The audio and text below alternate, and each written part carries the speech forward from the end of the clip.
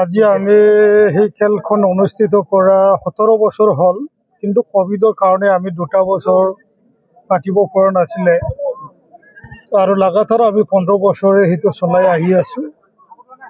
এইটো হ'ল বডোলেণ্ডৰ যিসকল মাৰ্টিয়াৰ্ছ হৈছিলে ইহঁতৰ চেমিটিত আমি এইখন খেল অনুষ্ঠিত কৰে আৰু সেইটো হ'ল BTC গভৰ্ণমেণ্টে স্পনচৰ কৰে 5 লাখ টকা।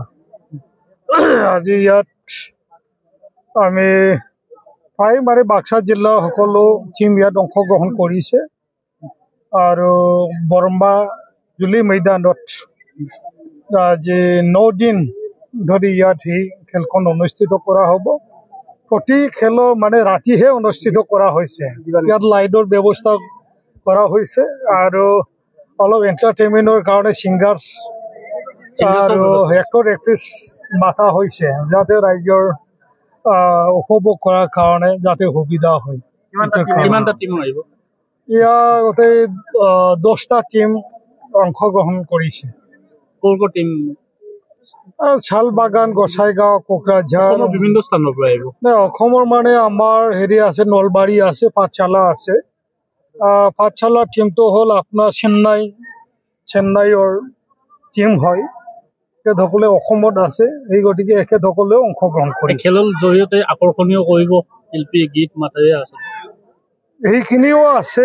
আমি এই খেলৰ মাজেদি আমি মাৰ্টিয়াৰ্ছসকলক, বডোলেণ্ডত যিসকলে শ্বহীদ হৈছিলে তেখেতসকলক আমি শ্ৰদ্ধাঞ্জলি যাচিছোঁ আৰু সেই প্ৰগ্ৰামৰ লগত কিছুদিন আগতে মৃত্যু হোৱা জুবিন গাৰ্গৰ আমি আজি ইয়াত শ্ৰদ্ধা জনাইছোঁ। ৰাইজে সেইখিনিও আমাৰ এই অনুষ্ঠানৰ যোগেদি আমি তেখেতক আমি সন্মান আৰু শ্ৰদ্ধা যাচিছোঁ। আজি এটা মাহ কৰি গ'ল জুবিন গাৰ্গ, এতিয়ালৈকে পোৱা নাই। আপুনি কি কয়? অসমৰ ৰাইজে বা মই ইণ্ডিভিজুৱেল ডিষ্ট্ৰিক্টৰ আৰু মোৰ ব্লকৰ দিহিৰা ব্লক সকলো কৰ্মীকে মই ধন্যবাদ জ্ঞাপন কৰিছোঁ। তেখেতসকলে মোক মৰম যাচিলে আৰু তেখেতসকলৰ মৰমৰ ফলত মই আজি EM হ'বলৈ সক্ষম হৈছোঁ আৰু লগতে দিহিৰা সমষ্টিৰ MCLAক আজি শ্ৰীযুত হাগ্ৰামা মহলী ছাৰে EM প্ৰদান কৰিলে। গতিকে মই বহুত সুখী আৰু যি দায়িত্ব মোক দিয়া হৈছে সেই দায়িত্বটো মই নিষ্ঠাৰে পালন কৰি যাম আৰু মই ৰাইজৰ হকে কাম কৰিম আৰু ৰাইজে যাতে সকলোখিনি মোৰ পশুপালন বিভাগৰ পৰা গ্ৰাছৰুট লেভেললৈকে মই সেৱা কৰিব পাৰিম আৰু সেইটো মোৰ আশা আৰু মই সুবিধা অনুযায়ী মই তেখেতসকলক কাম কৰি যাম তেখেতসকলৰ কাৰণে। 26ৰ যিটো বিধানসভাৰ নিৰ্বাচন কেনেকুৱা?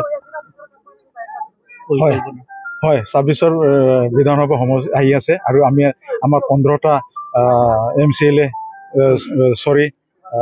MLA জিকাই আনিব লাগিব। গতিকে আমি এতিয়াৰ পৰাই পৰিকল্পনাবোৰ ল'ব লাগিব আৰু আমি সেই হিচাপে আমি সকলো ৰাইজৰ ওপৰত সমান চকুৰে চাম। আমি পাৰ্টীৰ যিবোৰ কাম আমি পাৰ্টী হিচাপত নাচাম, আমি মানুহ হিচাপত চাম আৰু মানৱতাটো আমি ৰাখিম। শেহতীয়াভাৱে বাক্সাত এক উত্তপ্ত পৰিস্থিতি হৈ গ'ল জুবিন গাৰ্গৰ মৃত্যু সন্দৰ্ভত।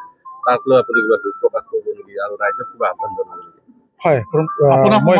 হয়, মোৰ সমষ্টিতে এইটো হ'ল দুৰ্ভাগ্যজনক আৰু ঘটনাটোও দুৰ্ভাগ্যজনক আৰু মই ভাবোঁ দোষী আৰু ন্যায় হ'ব লাগে।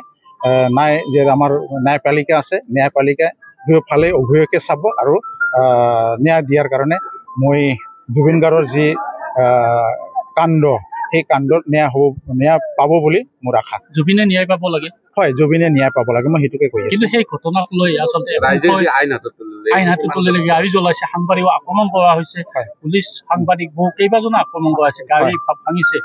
ইয়াত এক অংশই কৈ আছে তৃতীয় পক্ষ জড়িত হৈ আছে। আপুনিও দৃষ্টিগোচৰ ৰাখিছে যিটো কি ক'ব?